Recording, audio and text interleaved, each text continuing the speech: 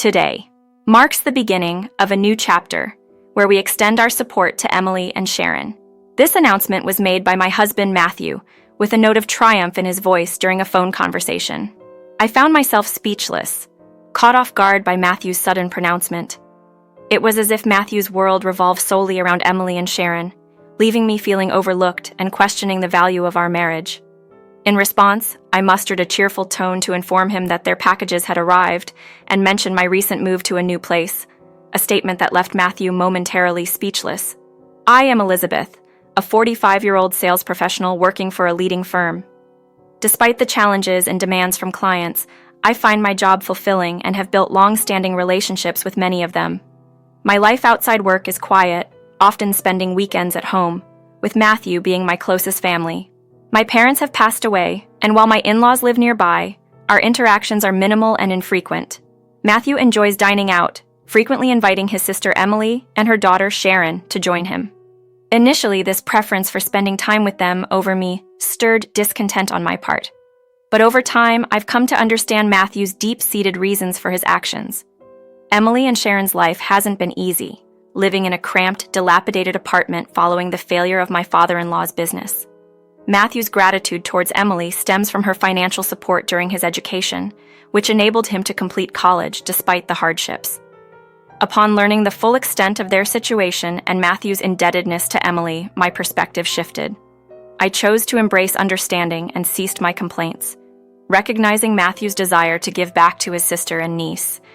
Though it sometimes leaves me feeling lonely, I've accepted this as part of our life together. Matthew's loyalty to his family was further highlighted when he shared the news of Emily's impending divorce and her decision to maintain custody of Sharon. Emily has always been a challenging figure for me, especially after a rather harsh first meeting where she openly criticized my appearance and style. Despite these complexities, the recent developments have prompted a reflection on our family dynamics and my role within them. As Matthew continues to prioritize his sister and niece, I've decided to support him in this endeavor, hoping that, moving forward, we can continue to support each other and uphold the value of family unity amidst our challenges. Matthew and his family chose to ignore Emily's discourteous behavior towards me, leaving me no choice but to endure it silently. Matthew then informed me of his intention to frequently visit his parents, emphasizing Emily's fragility compared to my resilience, and expressing concern for Sharon. Despite the slight directed at me, I refrained from arguing, realizing that a disagreement would only lead to Matthew spending even more time away from home. With a heavy heart, I could only bid him farewell. Consequently, Matthew's presence at home became increasingly rare, often not returning until after midnight during the weekdays, and his weekends were spent entirely away, deepening my sense of isolation. Upon returning home from work to an empty, dark house, the silence confirmed Matthew's absence yet again, exacerbating my loneliness. On the rare occasions Matthew was home, his behavior became increasingly bothersome. One day, he shockingly demanded that I purchase a designer bag as a housewarming gift for Emily, justifying it by pointing out my upcoming bonus. I questioned the necessity of such a gift, suggesting he should be the one to do it. This suggestion angered Matthew, who insisted that since I had married into the family, it was my duty to extend such courtesies to Emily. Matthew's lecture on family manners lasted an hour, ending with a stern reminder to ensure Emily and Sharon received a gift. After he left, presumably for his parents' house, I quietly lamented the lack of reciprocation from Emily's side over the years. Emily's call a few days later only added fuel to the fire. She expected a housewarming gift as if it were a given, despite never having extended such courtesies to us. I couldn't hold back my frustration and reminded her of her absence of generosity, even highlighting the lack of a wedding gift from her side. Emily's response was dismissive, rationalizing her behavior by stating that family members need not exchange gifts. She even boasted about purchasing an envelope for us, despite it being empty, and dared to complain about the quality of our wedding favors. Reflecting on Emily's entitlement and lack of consideration left me speechless. Her brazen attitude at our wedding, coupled with her complaints about the lack of more expensive gifts, was infuriating. Emily's final remark underscored her perception of me as the least important member of their family hierarchy, expecting me to cater to her demands without question. This interaction starkly highlighted the imbalance in our family dynamics, leaving me to grapple with the expectations placed upon me simply because of my marital connection. I was completely taken aback by Emily's audacity. Before I could even process her words, Sharon chimed in, demanding I also purchase a bag for her, specifically from a Fifth Avenue exclusive store, before hanging up with a dismissive laugh. Their expectations left me bewildered and frustrated. Why was I the one burdened with these unreasonable demands? As I sighed heavily, I realized the situation at home was deteriorating further. Matthew's visits became even rarer, and on the few occasions he did return, he began to take money from my wallet despite my protests. He justified his actions by claiming that since I was mostly at home, I wouldn't need the money, asserting that he would use it for something worthwhile. His disregard for my feelings and finances was draining me. The situation escalated one day when a mover unexpectedly arrived at our doorstep, claiming to be there to move items for Matthew. Confused and anxious, I tried to explain that there must have been some mistake, but the mover insisted they had instructions directly from Matthew. Overwhelmed by the sudden influx of boxes, I called Matthew, only to overhear Emily and Sharon's laughter in the background. Matthew's response was shocking. He announced that the belongings for Emily and Sharon had arrived because, from that day forward, we were going to support them. He dismissed my opinion outright, with Emily eagerly welcoming me into this new arrangement, suggesting that I should be happy to take care of Sharon since we had no children of our own. Sharon's response was equally jarring, expressing embarrassment at the prospect of being associated with me. Stunned by Matthew's unilateral decision and the lack of consideration for my feelings, I began to question the viability of our marriage. Matthew's next statement only added to my resolve. He mentioned that more items and new furniture for Emily and Sharon were on their way, and that we would need to organize everything before their arrival. They would stay at their parents' until then, leaving me alone to manage the chaos. Emily's laughter at the thought of me dealing with this situation alone was the final straw. The lack of respect and empathy from Matthew and his family was clear. I was left to ponder the future of a marriage where I was an afterthought, forced to accommodate and support individuals who showed no gratitude or consideration for my well-being. Sharon's bold demand for careful handling of her precious belongings pushed me to my limit, and I was itching to end the conversation. With a curt, "All right," I quickly hung up, feeling a mix of frustration and determination. No sooner had I put down the phone than I sprang into action, ready to change my situation. 2 weeks later, Matthew called, eagerly inquiring about the additional baggage and whether I had organized everything. His voice carried a hint of anxiousness, probably curious about the state of our home. With a forced sweetness, I informed him, "Yes, everything arrived and I've moved into a new place," delivering the news with a deliberately cheerful tone. Matthew's confusion was palpable, his stunned silence speaking volumes. Indeed, on the day Emily and Sharon's possessions arrived, I didn't waste a moment. I rushed to a local real estate agency, insisting on finding immediate accommodation.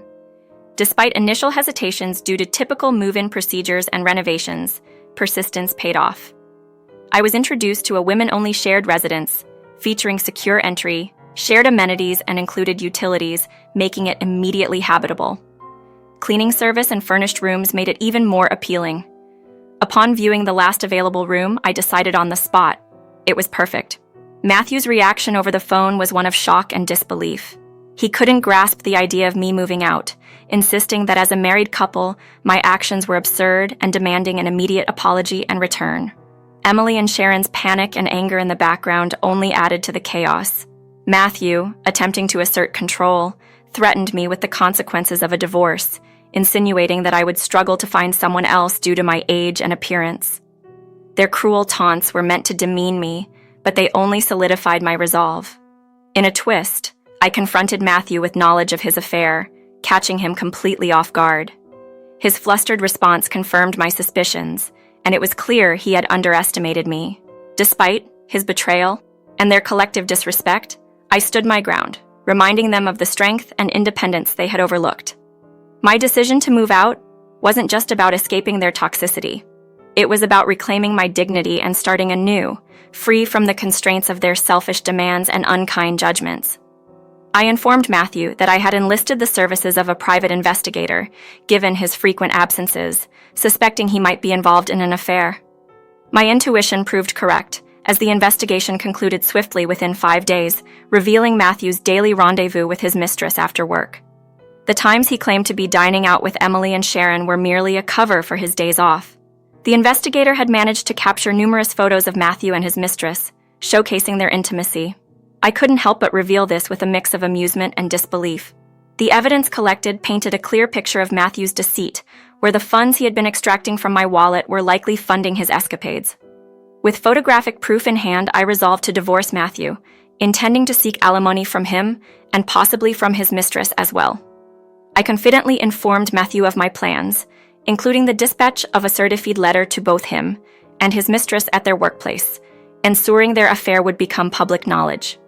Upon visiting a law firm with the evidence, even the attorneys seemed surprised by the compelling case against Matthew. Matthew's reaction to the impending exposure was one of fury and disbelief, especially with the prospect of their office colleagues learning of the affair through the certified letters. Emily's anxious inquiry into Matthew's well-being hinted at her underlying motives, having expected to live comfortably off our efforts while she maintained a leisurely lifestyle. Matthew's silence in response to Emily and Sharon's concerns underscored his dilemma, having not only betrayed me, but also jeopardized his financial stability and relationships. I pointed out to Matthew the likelihood of his financial ruin, as indicated by the investigator's report on his lavish spending on his mistress, including expensive gifts that suggested potential debt. Emily and Sharon's outcry over this revelation was loud and accusatory, berating Matthew for his actions and expressing their disdain for his choices. Despite Matthew's plea for help in managing the fallout with Emily and Sharon, I stood firm in my decision to proceed with the divorce and demand appropriate alimony. I made it clear that Matthew needed to confront the consequences of his actions on his own, emphasizing the urgency of addressing the situation before the certified letter made the affair public at his workplace. Matthew's frustration was evident, but I remained detached, focusing on securing a fair settlement and moving forward from the betrayal and deceit that had overshadowed our marriage. After ending the call with Matthew, I chose to ignore his subsequent attempts to reach out, setting my phone to block any further calls from him. In my mind, Matthew and Emily were now on their own to navigate their challenges. My decision to divorce Matthew became definitive, especially after his initial reluctance to proceed due to the lifestyle we had maintained on our dual income. Matthew's realization that sustaining the same standard of living on his single income was unfeasible seemed to be a driving factor in his resistance to the divorce. However, armed with undeniable proof of his infidelity, I firmly communicated my refusal to consider reconciliation and threaten legal action if he continued to oppose the divorce. Ultimately, Matthew acquiesced, signing the divorce papers with a heavy heart. I pursued alimony from Matthew and sought compensation for emotional distress from his mistress. The settlement amounts were reasonably determined with guidance from my lawyer, ensuring fairness. Surprisingly, Matthew's mistress promptly paid her portion, having borrowed the funds from her parents after revealing the situation to them. Matthew, on the other hand, found the financial burden challenging and repeatedly requested a reduction, which I firmly declined during our lawyers' meeting. I even suggested adding the money he had taken from my wallet to the settlement, which visibly shook him. In the end, Matthew, shaking, consented to the settlement as it was. Following the fallout, both Matthew and his partner resigned from their company as their affair became public knowledge, likely spurred by the delivery of the certified documents related to our divorce. The origins of the envelopes alone were enough to spark office gossip, leading to an uncomfortable environment for Matthew, who eventually chose to leave his job.